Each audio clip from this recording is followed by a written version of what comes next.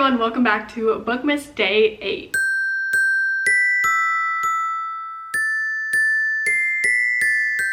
I've done quite a few book hauls on this channel, so it's only fair that we do an unhaul. I'm a big fan of getting rid of books you didn't enjoy, because then you can make more room for books you love on your bookshelf. And when I say getting rid of, I mean going to little free libraries or taking them to a used bookstore to trade in credit. I'm not just dumping them in the trash, so keep that in mind. These are still going to a good home. They're just not welcome here.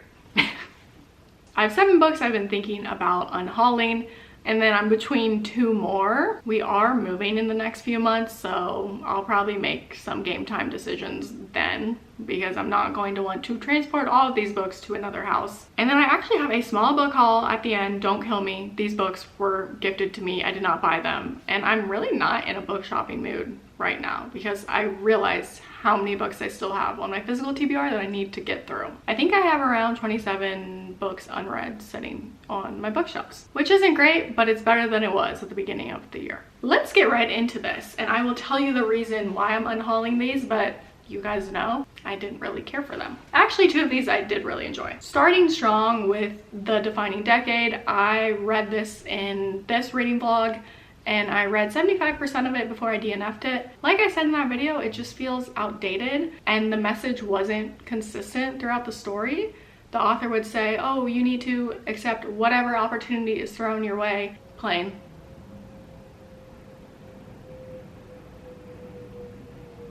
And then in the next chapter, when she was talking to a different patient of hers, because she's a psychologist and each chapter kind of revolved around a different patient's life, she would tell the other patient, oh, don't accept that job if it's not going to make you happy. Like, it's not about the money. The messaging wasn't consistent, or maybe I was reading too much into it. Who knows? Self-help books are a hit or miss for me, and this one was definitely a miss. Also, my decade is about to be defined. I'm getting up there. I'm 28. Okay, give me a break, but getting close to the end of my 20s. Sad. Then we have 2 romance novels that I felt nothing for.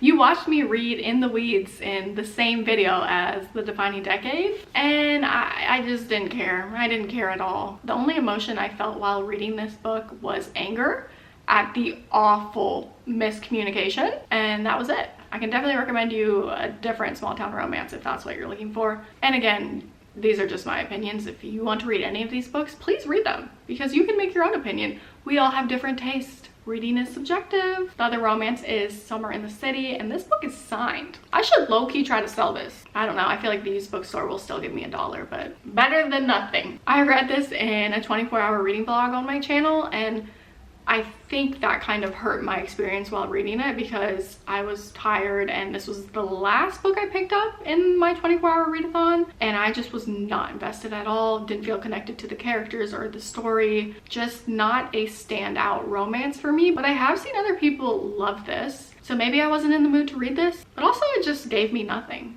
You really have to impress me with romance these days, because so many of my favorite books are romance, and I have so many romance books that I do love. So if I am not immediately invested in one, it's gonna be a no for me. Then we have the 2 books that I actually enjoyed. I just don't feel the need to keep them. 2 thrillers that I read in my Reading Thrillers for a Week vlog. And can I just say this without being canceled? Thriller books are not pretty. I think we all agree with that, right? I have a few thrillers that I've kept on here that are 5 stars, but I just don't feel the need to keep these. And I don't typically buy thrillers. I normally place them on hold on my Libby app through the library. But there is some backstory to why I purchased these. I remember I had both of these books on hold through the Libby app, and I was about to get both of these books, but then my library card expired. And I'm currently not living in the United States, so it's not like I could just walk into that branch and renew it.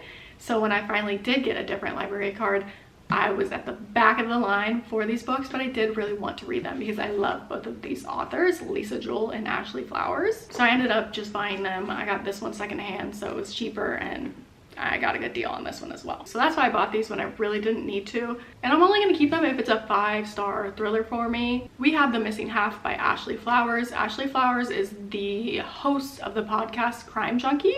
This is her second novel. The first one was All Good People Here, and I really enjoyed that one. I think I liked her first novel better than this one. But the more I think about the ending for this one was really good. I definitely didn't see it coming until the very end, but I would 100% recommend this book to you. It's less than 300 pages, and I never hear anybody talk about it. That's always fun, to read a book where you don't hear people constantly yapping about it and almost ruining your perceptions of it before you go into it. I say as I literally trash every other book before this. It is what it is. And then we have Don't Let Him In by Lisa Joel. I've read a few books by Lisa Joel. I really like her stories. This is just not one of my favorites by her. I think my favorite by her is The Night She Disappeared. Other one I liked was Then She Was Gone. This one was low-key scary though, because it felt so real, since it was about a man that was a psychopath.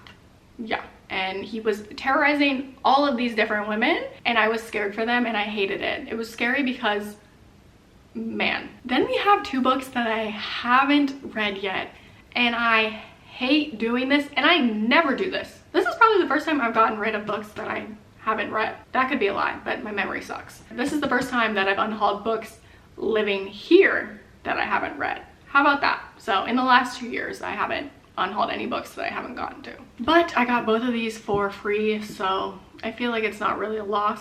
If I had spent my money on these, I of course would have given them a chance. And who knows? Maybe I will give them a chance in the future. They are just not speaking to me anytime soon. First, we have The Elegance of the Hedgehog. I swapped this out in a little free library. And I remember at the time I was so excited to see a book I recognized, because I had seen a few people talk about this on BookTok, and it was already on my Goodreads want to read list. So of course I picked it up, but now that I've seen a little bit more about it, I don't know if it's going to be for me. And the fact that I haven't picked it up in the last few years that I've owned this, I don't think I need to keep it. I think someone else will appreciate this. So this is going back into a little free library. This story takes place in an elegant hotel in Paris, and it follows all of the different tenants that live there. And I've seen people say that this is not a 5-star read until the last page, which is such an interesting sentiment. Like, imagine hating this entire book and then the last page is amazing that you give it 5 stars. I've probably done that before though. The next book is The Piano Teacher. It's a historical fiction, and it actually sounds interesting to me. I just, again, don't think I'm going to reach for it. And if I am ever in the mood for a historical fiction, which only happens once a year, I will pick up The Nightingale by Kristen Hanna, because I still haven't read it. I got this in a blind date with a book, and this is not the reason why I'm getting rid of it, but it came pretty well used already. You can see that the cover is kind of scratched up, and the spine, it is not in the best shape at all. There's marker right here, so that was kind of a bummer. Obviously I can still read words on the paper, so it's not a big problem, but kind of weird. That's not why I will be getting rid of this though. Just don't think I'm going to read this in the next 10 years. Sorry. Okay, and then I have 2 books that I'm thinking about getting rid of, but I don't know. The Paradise Problem by Christina Lauren. I like this book. I gave it 4 stars, but the more I think about it, it's probably not 4 stars anymore. Do I need it on my bookshelf? I don't know. I personally hate this cover. I think it's fugly. Sorry, the cover has nothing to do with anything. Why am I being such a hater? Don't judge a book by its cover. And here I am. But I do love Christina Lauren. I've given some of their books 5 stars, and I have a few books of theirs on here and in my storage unit at home. So I feel like I'll want to have a collection of Christina Lauren. I don't know. And then the other book that I really didn't enjoy was Meet Me at the Lake by Carly Fortune. But for the opposite reason of this, I love this cover. I want to keep it. And I did like these 2 other books by Carly Fortune, Every Summer After and This Summer Will Be Different. And if you put these 3 together, the spines are just beautiful. Do I keep Meet Me at the Lake even though it was probably a 2-star read for me? I don't know. I do really like Carly Fortune. And it will look silly if there are only 2. The things you deal with as a reader. I feel like this whole video was annoying of me. Am I even going to post this? Who knows? Bookmas is burning me out. Okay, and then my small book haul, because my friend Chandler came to visit me and she brought me 2 books. Love you, Chandler. I may have briefly showed these in another reading vlog. Sorry, not sorry. Everyone loves a book haul. She read In 5 Years by Rebecca Searle and loved it. And I remember her texting me about this book, asking me if I read it, and I said no, but I just finished One Italian Summer at the time, which is by the same author, and I told her I loved One Italian Summer. I told her I would eventually read this, and I'm pretty sure it's been on my Goodreads TBR forever. This was like an OG BookTok book, and then she brought me her copy so I could read it. Thanks, Chandler. And then she also brought me the Mortal Instruments series, the first one, City of Bones. Guys, I never read this growing up.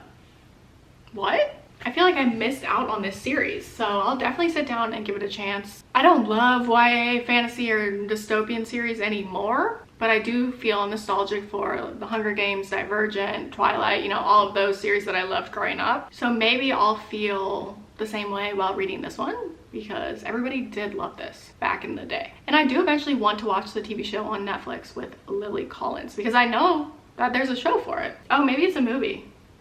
Wow, the movie came out in 2013. That's a lifetime ago. I'm going to go drop my books off at a little free library, and I think I'll try to sell Summer in the City because it's signed, and then Don't Let Him In by Lisa Jewell, since this is a new release and in perfect condition. I'm going to take these to my local used bookstore and try to get some credit. Thank you guys so much for watching another day of Bookmas. If you enjoyed it, please hit the like button. It would make me so happy. I am constantly checking my YouTube Studio app to see how many views I'm getting, if people are liking the video or commenting. I love to interact with people, so please like it and subscribe down below because I post new bookish videos every week, and right now I'm currently posting the first 12 days of December. So I will see you guys tomorrow for another day of Bookmas. Bye!